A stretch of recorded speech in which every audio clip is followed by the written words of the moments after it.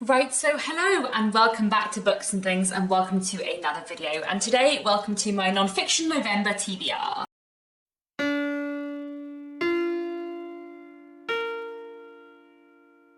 So Non-Fiction November is a readathon that takes place every November, which is all about reading non-fiction during the month of November. It's run by Olive from abookolive. I'll link her channel down below. And Non-Fiction November is a readathon that I try and take part in every year because I really like reading non-fiction, but I very rarely do it. And I definitely always need a push to make me read non-fiction because I really enjoy it when I pick it up, but it's never what I automatically reach for. So I always like to try and participate in Non-Fiction November. I don't read non-fiction for the whole month, but I try and read a few non-fiction books every November, and I have 7 books that are on my TBR for this non-fiction November. I am definitely not going to read all 7 of these books, but I would like to try and read 4 or 5 of them, so we're going to see how I go. Every year for non-fiction November there are 4 prompt words which kind of act as the challenges for non-fiction November, and this year they are record, element, border and secret. I'm not sure whether any of the books I have in my TBR really match up to these prompts. I can probably make some complicated, tenuous arguments that some of them do, but to be honest, I am mostly just going to be reading the non-fiction books that are on my TBR or that I have on Audible that I am keen to read, and if they happen to fit for any of the prompts, then that's good, but if they don't, it's not the end of the world. So the first non-fiction book I have on my physical TBR that I mean to get to for a while is this. This is the works of Hayao Miyazaki, the Japanese animation master by Gail Burton. Miyazaki is the animator of a lot of the Studio Ghibli films, and I love the Studio Ghibli films, and many of the Studio Ghibli films are my favourite films ever. I think if I were to make a list of my 10 favourite films, probably 8 of them would be Studio Ghibli films. I absolutely love Studio Ghibli a lot. I'm really hoping I will manage to pick this up this November because I'm pretty sure it was on my non-fiction November TBR last year, and it's not that long and I am really keen to read it. Does this fit into any of the prompts for non-fiction November? I am not sure, but I'm excited to read this one. Another book on my physical TBR, which was also on my non-fiction November TBR last year, is this. This is Death by Shakespeare by Catherine Harkup, and this is a book which is all about how death features in the works of William Shakespeare. I really like Shakespeare's plays a lot, and I think this will be a really interesting read, so hopefully one I will manage to get to this November.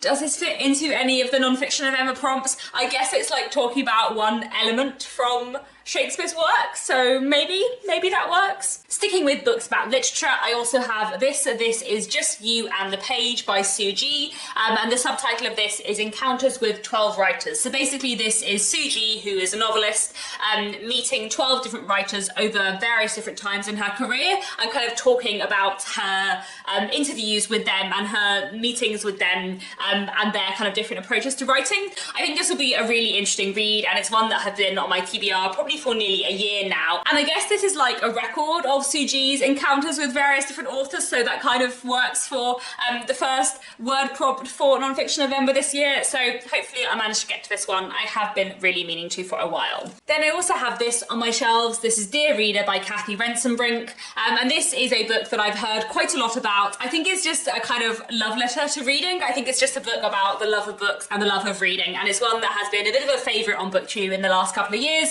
so I really want to finally get to this. I think it'll be a really interesting read. Does this fit into any of the non-fiction November prompts? I guess this would be a book that is very much me reading something within my element. Does that count? Perhaps. Then there are 2 non-fiction books which I have on audiobook that I'd like to get to this month. One is The Third Pillar by Raghuram Rajam, and this book is subtitled The Revival of Community in a Polarised World, and I think it's about kind of community and the lack of it in modern society. I think this will be an interesting kind of social science book, and it's one that I've been meaning to get to for a while. I guess a book about community probably does have something to do with kind of getting rid of and breaking down borders, so I feel like that could just about count for that prompt. Then I'd also quite like to listen to a history book because I do always enjoy reading history in non-fiction November, and one history book that I'd like to listen to on audiobook is The AngloSaxons by Mark Morris. Now when it comes to history, my knowledge and my comfort zone very much begins at 1789, and even if I go back a bit to my secondary, broader interests in history, it probably begins at like 1500. I'm definitely more of like a 19th and 20th century historian. However, I am actually quite interested in stuff before 1500 and way before 1500,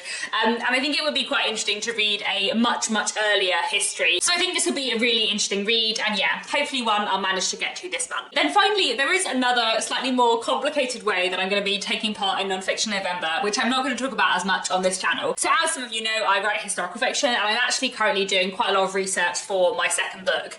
I am writing it, and I have written most of it, but I'm also like doing top-up research as I go, and November is going to be a very like heavy research month for me. So in November I will be reading quite a lot of non-fiction for that, both kind of historical primary sources and secondary sources. I'm not going to talk about them on this channel here. At some point, maybe after my first book is out, I might do a video about how I research for writing historical fiction, but I often don't read books like in full cover to cover, every word, so I feel like I probably wouldn't talk about it on BookTube, and also wouldn't necessarily want you to know what my second book is going to be about before the first one's even out. So I'm not going to talk much about the stuff that I read for that, but I definitely will be reading a bunch of other assorted historical things for research for my book. However, there is one book I do own physically which I would probably quite like to read as part of my historical research, and that's this, and I thought I would just show it as I do have this one physically, and as I might read this one cover to cover, but we will see. I'll see how useful it is.